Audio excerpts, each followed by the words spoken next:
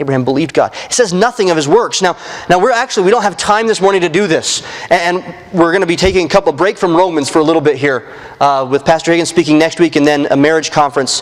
When we get back to this, we're going to jump over to James and show a very interesting aspect that even James doesn't teach that Abraham was justified by works. Some might say that, but it's not true when you look at the two completely different accounts being talked about in Romans 4 and James. Years later.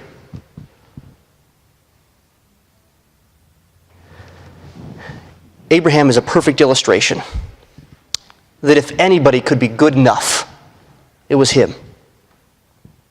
But Abraham believed God, and that is when it was imputed to him for righteousness. The faith caused the righteousness to be imputed to his account.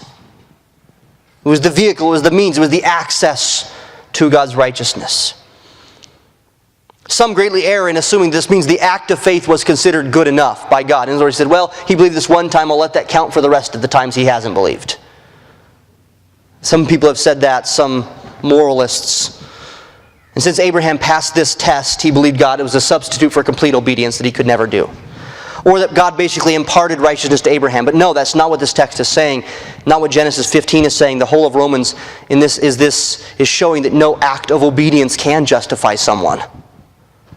The text of Genesis itself teaches that the promise of what he believed in was what was important. The promise of the coming Messiah. And I believe the faith of Abraham was a faith in the coming Messiah. That's what it was. It was a Christological faith. It was a faith embracing the Christ. And that faith imputed righteousness onto Abraham's ledger of life. Tremendous. Paul, in this text next, defends imputed righteousness as he goes down in verse 4 and 5.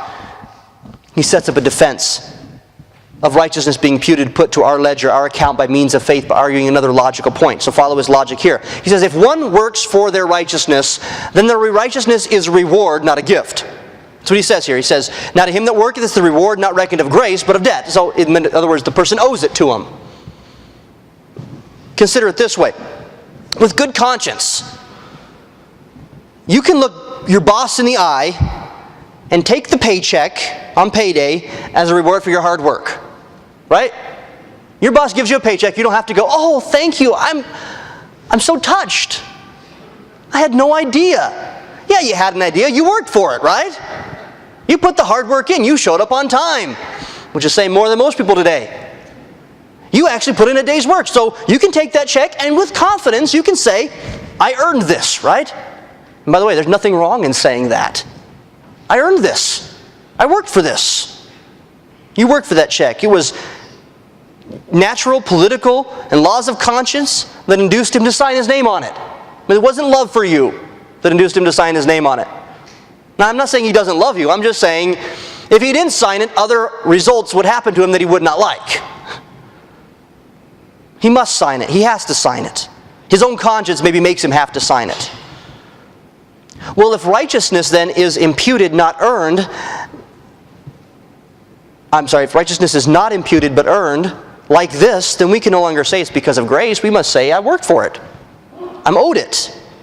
And Paul's defense of imputed righteousness as opposed to earned righteousness is that if we are truly honest with ourselves, our religion, our own deceitful heart, we know there is absolutely nothing we can do to earn God's favor in justifying us.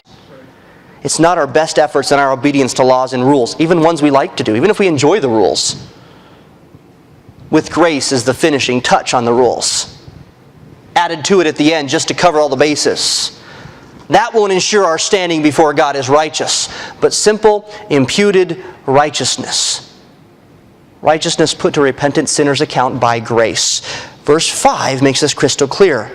But to him that worketh not, but believeth on him that justifieth the ungodly. Notice he didn't say justifies the righteous, because only the ungodly know they need justification. He says, that justifieth the ungodly. And this would be shocking to the Jewish ears. Justifying the ungodly, the wicked. Yes, the wicked's faith is counted for righteousness. That is imputed to him for righteousness. Isn't that a tremendous truth? God justifies sinners. Maybe I emphasize that too much, but maybe it's because I know what a horrible sinner I am.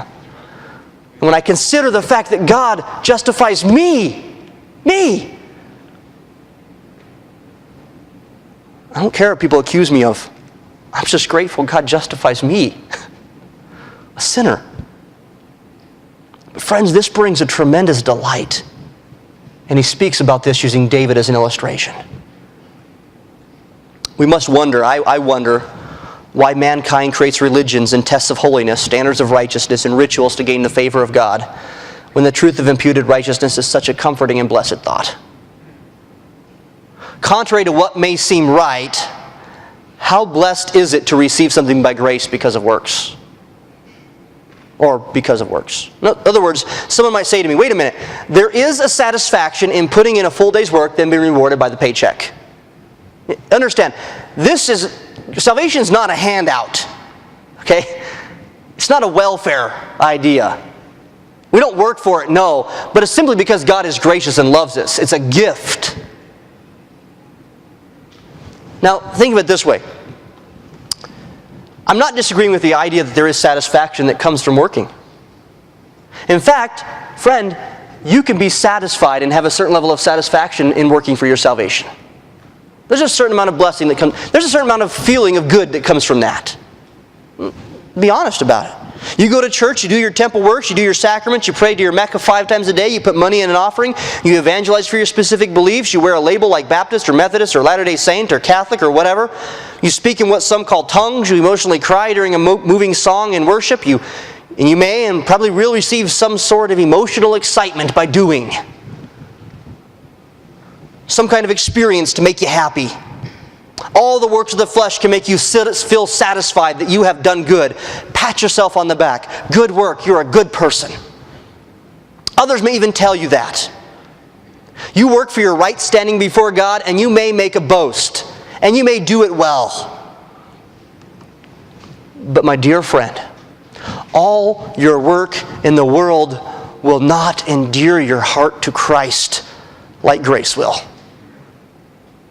In fact, religions that teach one is justified by works or works plus some quasi-grace uniformly view God as a relentless master always wanting more out of you.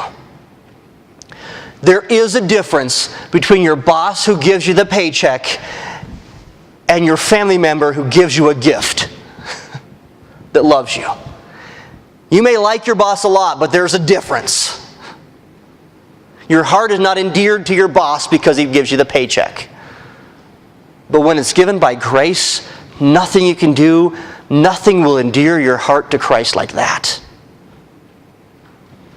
The God of religion may give you the spiritual paycheck for your spiritual works, but in the end, you are nice and kind to your boss, but there's no real relationship there.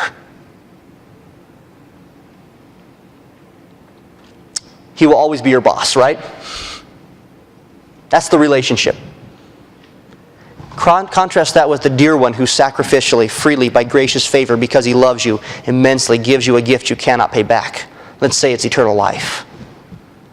And that will produce a real, lasting relationship. Doing work for righteousness makes people conform and get tasks done.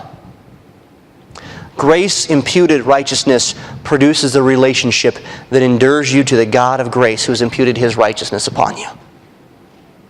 Works righteousness makes you feel temporarily good about yourself. Grace-imputed righteousness makes you delight in the one who graciously gave all to declare you righteous. Friends, this is why I believe without a doubt in my mind that individuals who say, you mean grace-imputed righteousness means I can ask God to forgive me and do whatever I want? Have absolutely no concept of what grace is. They do not understand it. Because when you have been the recipient of the free grace of God's righteousness, you can't even utter those words out of your mouth. It endears you to the heart like none other of God. You just want to live for Him because He has imputed His righteousness to you. How can you not? It just grips your soul.